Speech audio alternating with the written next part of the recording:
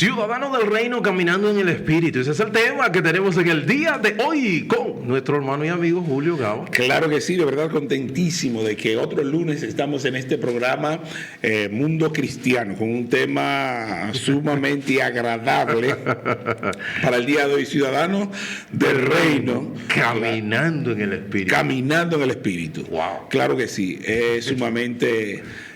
hay una palabra que me gusta mucho, que es belicoso. Ok, ya. Es decir, que trae mella. Gracias a la gente que está en sintonía y que siempre ha estado pendiente de los programas, del contenido del Mundo Cristiano. Gracias a la Iglesia de Dios de la Profecía, que es órgano oficial de este programa. Nosotros estamos situados en la calle Espaillat número 86, específicamente al este de República Dominicana, en La Romana. Así es, así es. Y nada, Gaba, para nosotros es un placer, de verdad que está inmediatamente. Vamos a entrar inmediatamente en materia, ¿qué te parece? ¿Materia de una vez? Sí, claro, porque es que estamos tan... Y nada, ciudadanos del reino caminando en el espíritu es el tema, Gaba. Sí. Tú sabes que hablamos en tiempos pasados, ciudadanos del reino. Por eso me motivó. Ahí conectaste, claro inmediatamente sí, conectaste. de una vez. De verdad, para nosotros es importante entender que un ciudadano del reino tendría que andar en el espíritu o vivir en el espíritu. Sí. Y la razón es muy clara, porque si usted... hay algo que pasa con los residentes de los Estados Unidos, residentes. Sí, que residen allá. Que residen allá. Y algo que pasa con los ciudadanos. Así es. Si tú te fijas, son dos tipos de estatus. De estatus.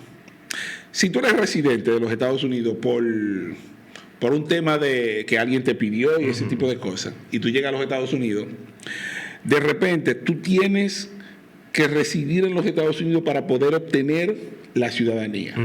Ellos dicen que tú tienes que estar mínimo, un año de forma continua. Okay. Cuando yo te digo de forma continua, no puedes pasar de 3 a 4 meses fuera de los Estados Unidos. Tienes que durar ese tiempo ahí. Si no, no puedes hacerte ciudadano. ¿Por qué te digo eso? Porque para tú ser ciudadano de un reino, tú tienes que cumplir algún tipo de requerimiento para tú pertenecer a ese reino. No es únicamente ni que no, yo soy ciudadano del reino, pero yo ando haciendo lo que me dé mi gana. No. Probablemente tú has pasado por ese reino. Probablemente quizá tú eres residente de ese reino porque tú vas a la iglesia, pero tú no eres ciudadano de ese reino. Oye, pero bájate duro. Hay mucha gente que dice, no, tú eres residente, tú vienes aquí de vez en cuando y tú haces esto, tú levantas tu mano. Me gustó esa analogía. Pero tú no eres ciudadano de aquí. Eso es cierto. Claro que sí. Y mira, Gaba, ahí nosotros tomamos el texto de Gálatas 5:16, cuando dice, digo pues, andad en el espíritu y no satisfagáis los deseos de la carne. Y de ese texto nosotros sacamos el tema de ciudadanos del reino caminando en el espíritu, porque la condicionante, ese es el requerimiento necesariamente. Es una orden. Es cierto. Cuando tú eres ciudadano del reino de Dios, obviamente hay un caminar que es totalmente diferente y es que camina en el espíritu. Ahora, ¿qué es caminar en el espíritu? En la práctica. Porque ahí es donde está el detalle, Gaba, porque a veces, ¿qué es caminar? Es no reírse, caminar, vivir como una especie de vida contemplativa. No, hermano, no. Vivir o andar en el espíritu, nosotros como ciudadanos del reino, significa que nosotros debemos de andar conforme a la voluntad de Dios. ¿Y cuál es la voluntad de Dios? La voluntad de Dios, ¿dónde se encuentra? La voluntad de Dios se encuentra revelada en las Sagradas Escrituras. Y es agradable y es perfecto. Es la dependencia continua. Así es. Del ser humano en la palabra de Dios. Y andando de esa manera, tú andas en plena libertad. Claro que sí. Que dicho sea de paso, nosotros hablamos de libertad e indicábamos exactamente eso. Nosotros tenemos que andar dependiendo únicamente de esa verdad que es Jesucristo. Cierto. Suena un poco duro entender que a pesar de que Dios no liberta, no hace esclavo de Él mismo. Y exactamente es por eso que hablamos de la dependencia continua frente a Dios. Así es, así es. Entonces, eso lo vemos acá, y cuando hay una situación como cuando uno de los temas que tenemos es qué pasa entonces cuando el creyente no entiende su libertad en Cristo. ¿Qué pasa cuando ese creyente no entiende su libertad en Cristo? Entonces vive una vida, como dice, para la carne, como establece el mismo libro o la carta a los Gálatas 5:13, que dice: porque vosotros, hermanos, 5:13, que dice, donde lo tengo acá, porque vosotros, hermanos, a libertad fuisteis llamados, solamente que no uséis la libertad como ocasión para la carne, sino servidos por amor los unos a los otros. O sea que la libertad, ¿de qué me libró Cristo? Porque es lo primero. De hecho, esa pregunta se la hicieron a Cristo. Cuando tú recuerdas en Juan 8. ¿Cuándo? En Juan 8, cuando le preguntaron, cuando Jesús le dijo, y ellos le dijo: nosotros nunca hemos sido esclavos, hijos de Abraham somos y nunca hemos sido esclavos. ¿Cómo que tú dices ahora que seréis verdaderamente libres si conoceréis la verdad? ¿Ustedes recuerdan en Juan 8, 32? Es el diálogo con los fariseos. Y ahí Jesús establece y le dice que al que el hijo del hijo libertad será verdaderamente libre. Seréis verdaderamente libre. Entonces, ¿de qué libertad él está hablando ahí? La libertad. Entonces ahí es que Jesús le dice que todo el que hace pecado es esclavo del pecado. Entonces, lo primero es que Cristo nos hace libre de la condena del pecado con su muerte, pero también nos hace libre de la condena de la ley. A través de la justificación. No, espérate. Me hace libre de la pena del pecado. Sí, que de la condena. Sí, que la muerte eterna. De la condena. Míralo ahí. Me hace libre, ejemplo, del pecado. Me hace libre del pecado. Bien. Me hace libre de la condena de la ley. Porque cuando le dice la palabra que tú erraste, la ley te dice: mira, tú pecaste. Sí, está bien. Él tiene la opción de cómo... la ley te condena. Ley, sí. Porque la ley te condena. Sí. Te libra de la condena de la ley. Sí, excelente. Te libra de la condena de la ley porque Cristo cumplió con esa ley. Sí. Pero también te libra de del pecado, de la condena, del pecado, de la ley, pero también te libra otra libertad que me da que ahora no, es como una especie de justificación. Creo que lo hablaste. No recuerdo, te lo voy a poner porque tengo por aquí, lo escribí, dije, ok, ya lo tengo aquí, dice: la libertad me libra y ok. Ay, Dios mío, se me fue todo. La libertad de la condenación de la ley, libertad de la condenación del pecado, y también me libra libre de la muerte espiritual. Ok. ¿Ve? De la muerte espiritual. ¿Ve? Sí. Libertad del pecado, libertad de la condena de la ley y libertad de la muerte espiritual. Excelente. Creo que está claro ahí. Ahorita hablabas de la implicación que... Lo que yo hablé de la semana pasada, lo que implica la salvación. Ya. Andar en el Espíritu. ¿Qué implica andar en el Espíritu? Ajá. Hay algo que yo conseguí y yo quisiera leerlo, que me gustó muchísimo. Yo digo que conseguí y quisiera leerlo porque a veces uno encuentra cosas y la gente entiende que salió de uno, ¿me entiendes? No. Si no, uno investiga. La investigación. Dios da sabiduría al estudioso. Pero claro. Está bueno. Exactamente. Eso. Mira, dependencia continua. Sí. Eso es andar en el Espíritu, reconocer que no podemos vivir la vida cristiana en nuestra propia fuerza. Así es. Eso es sumamente importante. Eso provoca que tú tengas una dependencia directa de parte con Dios. Sí.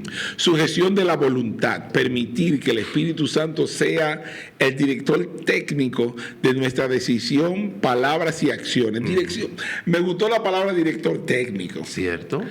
Porque el director técnico no tiene tanta adyacencia de forma visible, sino que el director técnico está detrás Es decir, sucede algo y tú dices, no, lo que pasa es que yo no puedo hacerlo. Pero que tú puedes, tú eres un hombre, no. Hay un director técnico adentro. Que se llama Espíritu Santo. Que se llama Espíritu Santo, que está indicando lo que debes o no hacer. Exactamente. Me gustó, porque eso refleja claramente que no es el típico de barate. No.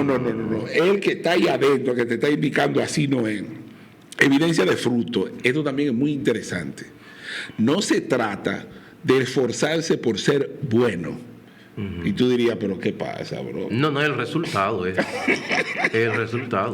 El resultado. Si yo me esfuerzo por ser bueno, sería igual que cualquier otro fariseo. Totalmente. Sino permanecer en la vid, que es que quien da el fruto del amor, del gozo, y esto va a brotar de forma orgánica. Así es. Excelente. Pero también hay algo porque fácilmente la gente coge de una vez la cosa por donde no. Cuando yo dije que si yo forzo, seré igual que cualquier fariseo. No, el asunto no está que yo intencionalmente quiera hacer lo que Dios establece. Lo que yo, a donde está es que cuando yo trato de hacer eso para que Dios, para agradar al Señor, ahí es donde entra la... Pero ciertamente hay una intencionalidad que debe de haber y es un empoderamiento que el Espíritu Santo claro que sí. El intercambio es que trae el problema. Exactamente. Cuando yo entiendo que es por eso que yo hago, es que yo estoy ganando el favor de Dios. Exactamente. Ese intercambio no funciona así. No, para nada. Si usted, lo único que va a hacer es perder el tiempo. Exactamente. Y yo no sé cómo... Y aquí mismo te dice claramente, te permitir que el Espíritu Santo no, reconocer que no podemos vivir la vida cristiana en nuestras propias fuerzas. Es imposible nosotros entender que, y lo decimos tantas veces aquí, así es. poder entender que por lo que nosotros hagamos, bueno o malo, vamos a tener el favor de Dios, sí o no. Así no funciona así. No funciona así, porque no es por obra. No es por obra. Pero nada, y cuando eso es cuando el creyente no entiende, confunde, no entiende su libertad. ¿Cuántas cosas hace? ¿Cuántas cosas de manera fuera de contexto vive una vida completamente para lo que es la carne? Vive una vida que él entiende que es vivir su vida como él entienda, es hacer lo que él quiera. Y cuando tú vives una vida así, Dios me hizo libre, como yo he visto muchas hermanas que a veces dicen, mire hermana, usted tiene, qué sé yo, que el Señor la ha bendecido con cierto tipo de condiciones fisionómicas, y ella dice, no, Dios me llamó a libertad, y andan de una manera que tú sabes que el hermano que está débil en la fe, no necesariamente débil en la fe, es un hermano que es saludable, que está saludablemente. No tiene que ser débil en la fe para tener problemas. Entonces la hermana lo que dice es que Dios la llamó a libertad, y ahí es donde viene el problema, que cuando habla de libertad, no te llamó Dios a libertad como ocasión para la carne, como establece Gálatas 5:13, sino para someter esos deseos pecaminosos y contrarios a la voluntad de Dios, al señorío de Cristo, que esa es la verdadera libertad.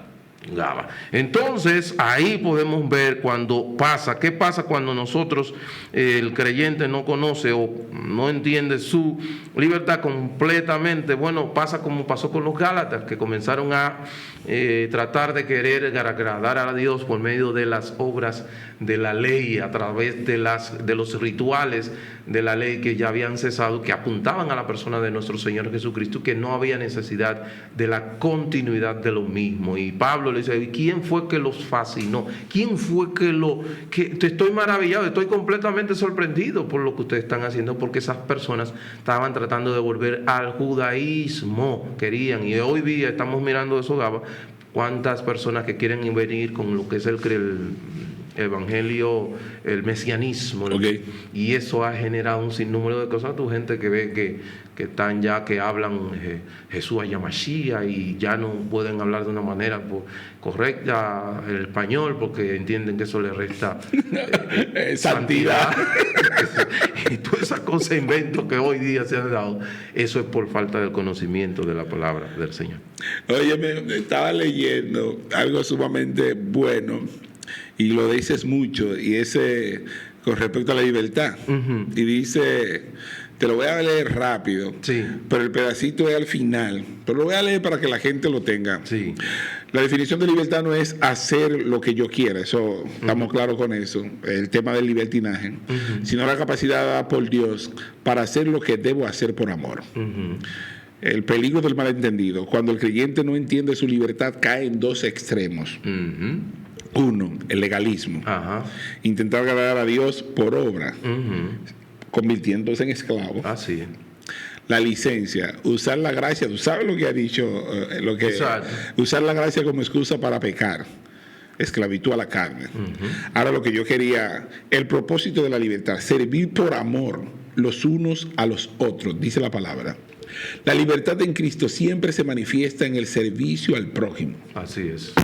No tiene razón de ser, disculpe, pero no tiene razón de ser libre cuando esa libertad provoca el malestar para tu prójimo. Así es. Que es exactamente el ejemplo que daba de la mujer que se ve bien físicamente, voluptuosa, y de repente entra a una iglesia y ella dice que sus atributos físicos no lo quiere exhibir, Dios, lo quiere dar a Dios se lo dio, pero ella quiere ponerse un pantalón no es pecado, pero se pone un pantalón, tú sabes, responsable. Sí, que hable. Y el hermano, como decía ahorita, no tiene que estar flojo en la fe para que eso le... Ni tiene que estar en la carne. No, para que eso le... Lo único que tiene que estar es saludable. Saludable y ver eso. Exacto. Se le va a hacer incómodo. Exacto. Entonces, ¿qué es lo que usted tiene que evitar eso? Porque la libertad no lo llamó a hacer eso. Exacto. Tiene que evitarlo. La llave. Y entonces hoy día vemos que se santifique o porque Dios me llamó a ser libre. Y eso no es, eso es todo lo contrario. Eso es... mira, no pusimos el tiempo. Pero nosotros hemos puesto el tiempo. Y tenemos un libro tremendo. Vamos a hacer el último punto, porque no sabemos por dónde vamos. ¿Cómo podemos cada día andar en el Espíritu? Bueno, Romanos 12:2 nos dice lo siguiente. ¿Cuál es la razón? La razón es que debemos de ¿qué? Transformarnos cada día por medio de ¿qué? Del conocimiento. Del conocimiento, lo que hemos venido... el entendimiento, renovar ese entendimiento viejo. Y más en estos tiempos, y la palabra es tan hermosa, porque cuando tú comienzas a desglosar, te das cuenta que va según el tiempo. Y si de repente ese llamado de renovar nuestro entendimiento no existiera, tú dijeras, wow, pero estamos perdidos. Porque como esto se está renovando cada tiempo, la forma en que ayer Satanás utilizaba para tratar de sacar al hombre de los caminos de Dios, no es la forma que está utilizando ahora. No, obviamente, es más fino, claro más, que sí. Porque fíjate que te dice, lo primero que te dice que no te conformes al sistema. No os conforméis, dice aquí, no os conforméis a este siglo, o sea, al momento, a la moda del momento. Claro. No a la moda del momento. No quiere hacer ahora un terian en la iglesia para atraer a esos jóvenes. No, jamás. No os conforméis a este siglo, sino transformaos por medio de la renovación de vuestro entendimiento para que comprobéis cuál es la buena voluntad de Dios, que es agradable y perfecta. O sea que cuando yo me renuevo, y no me voy a conformar al sistema, no, a esta tabla de valores, el conjunto de valores que hoy día promueven las diferentes agendas, sino que voy a ir a lo que es el consejo de Dios. Entonces ese consejo de Dios que va a comenzar a hacer presión, va a sacar todo este pensamiento, este entendimiento viejo que antes yo tenía, y va a ser una especie de, como cuando tú aprietas una pasta dental, va a sacar ese viejo conocimiento